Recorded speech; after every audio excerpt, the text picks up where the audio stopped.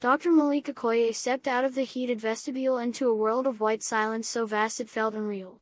The wind, already whipping at 70 knots, caught his hood and tugged him backward as though the Antarctic itself rejected his presence. He paused before the towering steel doors of Concordia Research Station, their portholes glowing warm yellow against the endless blue-white horizon, and tapped his gloved finger against the keypad. The scanner's LED pulsed twice green then settled back to red. No welcome chime. No hiss of pressurized seals. Only cold denial. Through the thick acrylic window, he could see the cavernous hangar bathed in soft halogen light, rows of snowmobiles fanned out like silent predators, power cables snaking across the concrete floor, and in the center, perched like a gleaming beast, stood Argus, his autonomous sub-ice rover.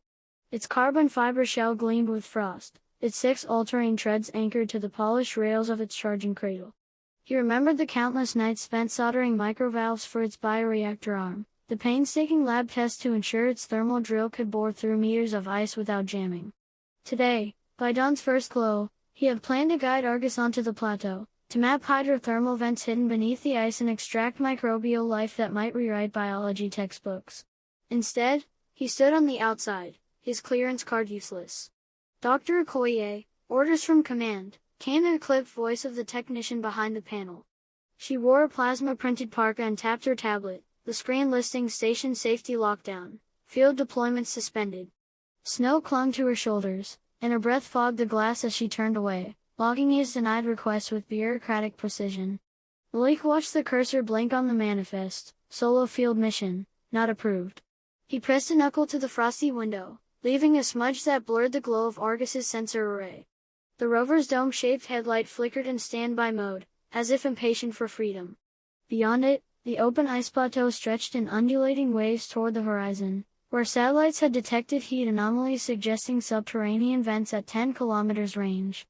If life existed there, encapsulated for millennia in sub-zero brine, it could harbor enzymes capable of breaking down plastics, curing diseases, even fueling starships. His grant depended on those samples. The wind rose, scattering light snow into a whirlwind that stung his cheeks. He glanced back at the airlock. Its steel seams glowed impossibly warm, offering sanctuary he could no longer claim. The station's walls, a fortress in the white void, felt suddenly like a cage. Malik drew in a ragged breath, condensation icing in his lungs. When he exhaled, the cloud drifted away and he made his decision.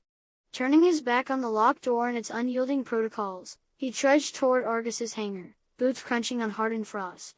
In that moment, the promise of discovery, in defiance of every boundary, propelled him forward into the cold unknown. That evening, Malik trudged across the wind-scoured ice plain to the station's secondary maintenance hangar, a squat steel outbuilding half buried in drift. Inside, fluorescent tubes cast a harsh glare on rows of tool chests, spare snowmobile engines, and shelves lined with fuel cans. He slammed the heavy door shut against the gale, the latch rattling as he shook snow from his parka. Argus loomed on its charging cradle beneath a tangle of power cables and diagnostic consoles. Its rugged treads were dusted with ice crystals, and frost clung to the seams of its carbon fiber shell.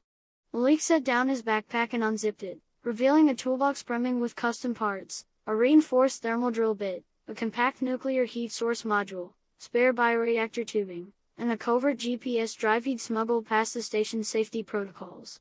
He flicked Argus's status panel to maintenance mode, and the rover's servos clicked awake. Malik began by replacing the standard ice core drill with his high-torque, self-sharpening bit, rotating a dial to lock it securely in the bioreactor arm's socket. Next, he opened the rover's power junction and swapped the station supply link for his portable RTG unit, a palm-sized radioisotope generator capable of powering Argus through days of sub-zero operations. Sparks danced as he rewired the voltage regulators, ensuring stable current even as external temperatures plunged below -80°C. Across the console, Malik consulted his tablet's wiring schematic. He connected the GPS spoofing module to Argus's navigation board, tapping in coordinates that would trick station trackers into believing the rover never left the hangar's boundary. His gloved fingers moved with surgeon-like precision as he soldered micro-jumpers between RF circuits, bypassing the station's no-field deploy geofences. Finally, he turned to the bioreactor assembly. He replaced the standard culture vial with a triple-sealed incubation chamber lined with hydrophilic polymer beads designed to capture and preserve extremophile microbes. He checked the pressure gauges and adjusted the temperature controls to maintain a constant 4 degrees Celsius, ideal for psychrophilic life forms. A quick calibration test sent a surge of data to his handheld display: flow rates, thermal readings, and reaction chamber integrity, all within acceptable limits. As he secured the final panel, Argus's headlight flickered from standby to a steady green. Its onboard diagnostics reported full readiness: drill torque at 120 Nm, heat unit stable at 52 W, bioreactor primed, navigation spoof armed. Malik exhaled, his breath steaming in the frigid hangar air. Beyond the hangar doors, the storm raged unanswered, but inside, his rogue modifications had transformed Argus into an autonomous explorer capable of breaching Concordia's frozen frontier. Slapping the control tablet against his thigh, Malik donned his goggles and heavy mittens. In a voice hushed by purpose, he commanded, "Argus, stand by for deployment." The rover's servos hummed in affirmation. And with the station's prohibition still echoing behind him, Malik strode out into the night, guiding his unshackled creation toward the unknown ice beyond. Just before first light, Malik crept back to the plateau's edge, the wind shrill against his visor as he carried Argus's control tablet in one gloved hand. Beneath the pale aurora australis glow, the rover's treads marked fresh tracks in powdery ice. Malik knelt beside Argus's deployment cradle, an aluminum ramp he'd assembled earlier, his breath fogging the tablet screen as he confirmed the rover's final launch sequence. He tapped initiate deployment, and Argus's servos sprang to life, the altering treads rotating with a faint mechanical whir. One by one, the wheels rolled down the ramp onto the frozen expanse. Malik steadied the tablet's feet as the rover's headlight cut through the dimness, illuminating the glittering surface ahead. From his vantage point, he watched Argus drive forward, its GPS spoof module tricking the station's tracking system into believing it never left the hangar. The rover paused at the first waypoint, an ice fissure Malik had marked on his map. Argus's thermal drill arm extended, the reinforced bit spinning up with a higher-pitched hum. Malik winced as the drill bit into solid ice, sending fine crystalline shavings drifting like snowflakes in the rover's own headlight beam. After 2 meters of drilling, Argus retracted the core sample into its triple-sealed chamber, sealing it with an audible click that echoed in the still air. Without hesitation, Argus advanced to the next waypoint, guided by the specialist GPS coordinates Malik had secretly uploaded.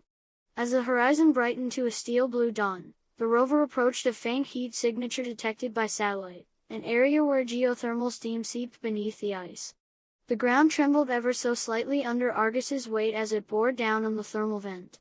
Argus's sensors whirred, mapping temperature gradients that spiked nearly 20 degrees above ambient. Malik's heart pounded as he watched live data, internal thermal graphs, pH readings of vent gases, and sonar scans of subterranean cavities. Then, with surgical precision, Argus's microsampler arm pierced the vent plume, drawing a slurry of meltwater infused with microbial particles into the incubation chamber. The psychrophilic microbes, if present, would begin to colonize the polymer beads Malik had loaded, their enzymes preserving themselves in stasis until retrieval. Argus backed away, its camera scanning the vent's icy rim as if bidding farewell.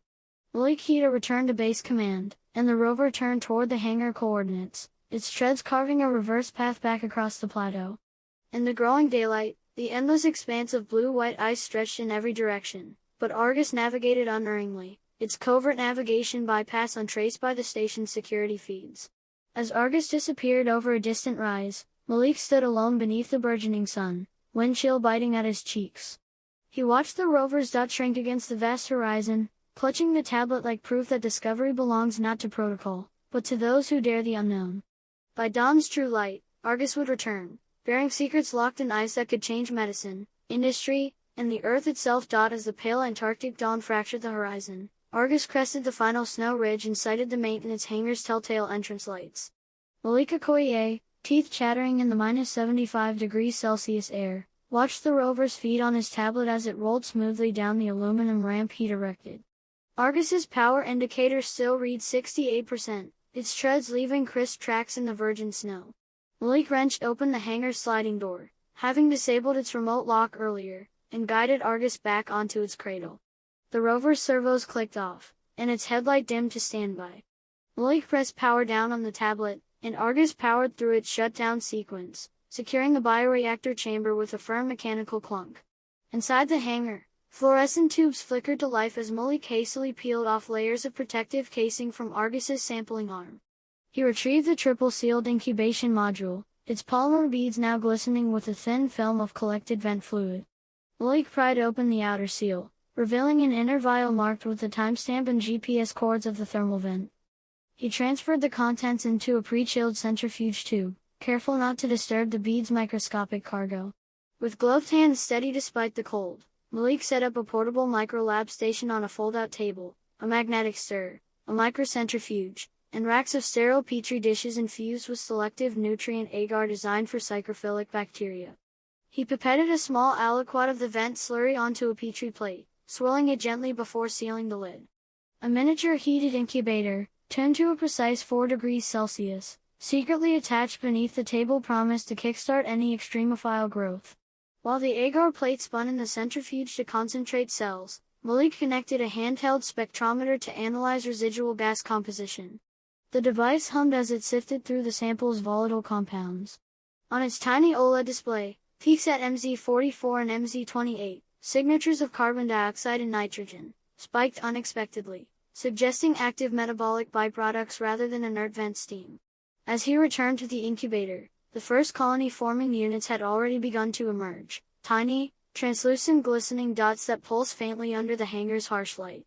Malik leaned closer, breath catching as he recognized the hallmark fluorescence of a novel cold-adapted enzyme reaction, one that, in simulation, accelerated polymer breakdown at sub-zero temperatures. He grabbed his tablet and snapped macro images of the colonies, then initiated a live video stream to his remote collaborators at a biotech firm in Zurich. Their chat window erupted with exclamations, "Incredible! That fluorescence curve matches our synthetic target. This could revolutionize cryogenic bioremediation." Malik exhaled, the vapor swirling like miniature fjords in the confined space. Argus's stealth deployment had not only defied protocol, but had delivered proof that life thrives in Earth's most forbidding niches. As the last colony shimmered under the spectrometer's laser, Malik knew that by dawn's light, this forbidden microbe would ignite a new frontier in medicine and environmental science, one born from a lone rover's clandestine journey across the Antarctic ice stop by mid-morning. Word of Malik's Antarctic breakthrough crackled across global research networks. An urgent email to his funding agency bore the subject line "Cold-adapted enzyme discovery" and linked to high-resolution microscopy images of the psychrophilic colonies. Within minutes, the agency's policy officers convened an emergency video conference, screens filling with astonished faces from Washington, Geneva, and Tokyo. Simultaneously, the live stream link to Malik's Zurich collaborators hit their corporate servers. Biotech executives pored over spectral graphs streamed in real time, watching as fluorescence peaks confirmed the microbe's enzyme activity at -10 degrees Celsius, something previously deemed impossible. A Swiss lead scientist exclaimed, "We must patent this immediately. Our cryogenic cleanup platform depends on exactly this capability." Back in Concordia's communications hub, the station's satellite uplink thrummed with inbound traffic. Local staff, formerly unmoved by field deployments, now gathered around monitors in the mess hall as the National Antarctic Program's public relations officer prepared an announcement. She keyed a press release to news wires. "Unauthorized Antarctic rover yields enzyme with game-changing potential in medicine and environmental technology." Headlines in London, New York, and Beijing flashed across smartphones. "Rogue Antarctic rover discovers life-saving microbe. Cold-loving bacteria may undo plastic pollution. Antarctic outlaw scientist unleashes biotech revolution." In labs from MIT to the Max Planck Institute, researchers paused their work to download Malik's published data, openly posted on his personal repository. Student chat rooms buzzed with speculation. Could this enzyme cure frostbite? Facilitate deep-sea oil spill cleanup? Manufacture sustainable packaging? Across disciplines, Malik's clandestine field mission had triggered a cascade of interdisciplinary collaboration. Meanwhile, at Concordia Station, the winter commander, summoned by the station director, strode into the comms hub. He found Malik standing before the flashing monitors, the centrifuge still humming. Instead of anger, his face held incredulous pride. "Dr. Okoye," he said, voice low, "it seems you've just put Antarctic science on the map. We'll figure out protocol later." As satellites relayed the Antarctic sunrise across the continent, Malik realized his gamble had paid off. By dawn's end, a rogue rover and a forbidden microbe had united scientists in the world behind a single, life-changing discovery. That afternoon, the Winter Commander himself arrived at the maintenance hangar, flanked by the station's senior safety officer and the head of mission logistics. Malik stood before them, lab coat dusted with frost and eyes bright from the earlier discovery. The commander's expression was unreadable beneath furrowed brows as he extended a sealed envelope stamped with the station insignia. Malik accepted it, breaking the wax seal to reveal an official communiqué. In light of the unprecedented scientific merit demonstrated by Argus's sample retrieval, Concordia Station hereby rescinds the field deployment suspension for Dr. Malik Okoye's autonomous operations. All protocols violated are retroactively endorsed under emergency research provisions. As a cheer rose among the gathered technicians, many of whom had quietly admired Malik's daring, the safety officer cleared her throat and added, "We will integrate Argus's launch procedures into Station SOP immediately, with additional remote support to ensure compliance with environmental and safety standards." The logistics chief nodded, laying out plans for expanded battery caches, emergency beacon telemetry, and a dedicated rover charging dock. Malik closed the envelope, his breath catching in his scarf. It was the rarest of vindications, an official apology swathed in bureaucratic formality, granting him the very clearance he'd been denied at dawn. As the commander offered a curt but genuine handshake, Malik realized that tonight's samples would not only reshape biotechnology, they would rewrite Concordia's own protocols, forever acknowledging that when exploration risks rule, discovery must reign. ChatGPT Skazal. By early evening, a fleet of Argus-style rovers rumbled across Antarctica's blue ice plateau under remote supervision, their GPS coordinates logged under Malik's new field deployment protocols. As the sun dipped toward the horizon, casting a molten glow over Dome C's dome silhouette, Malik stood before a row of charging docks, Argus at the forefront, its bioreactor arm gleaming with frost. Station scientists gathered on the platform, sipping scalding tea as they watched real-time feeds of offshore ice melt vents now being sampled in parallel missions. In each rover's incubation chamber, psychrophilic colonies flourished, their unique enzymes already dispatched via drone to global biotech firms and university labs. News outlets across the world ran live segments from the Antarctic horizon, from outlaw to pioneer. How one rover rewrote biotech, and Antarctica's new age of discovery. The National Academy of Sciences awarded Malik the inaugural Polar Innovation Medal in a virtual ceremony beamed through Concordia by satellite. His acceptance speech, projected against the Antarctic sky on a mobile LED panel, thanked colleagues and acknowledged the station's eventual support. "Discovery demands courage," he said, voice carrying on the frigid wind. And in shared pursuit of knowledge, even the coldest frontiers can become warm with possibility. Later that night, Malik climbed a ridge overlooking the station, Argus's tracks trailing behind him like a mechanical river. Above, the Aurora Australis shimmered in spectral waves. He held up a vial from his first field sample, the microbe that started it all, and let the polar breeze swirl around it. In that moment, the silent expanse of ice felt less forbidding and more like a canvas for human ingenuity. As the Aurora's colors danced across the polar sky, Argus's headlight blinked in salute, its sensors mapping new vent fields beyond the ridge. And in the hush of Antarctica's nocturnal majesty, Malik understood that his journey from denied researcher to honored innovator had not only uncovered a life-changing microbe but had unlocked a new era where curiosity, once grounded by protocol, could roam free across the world's final frontier.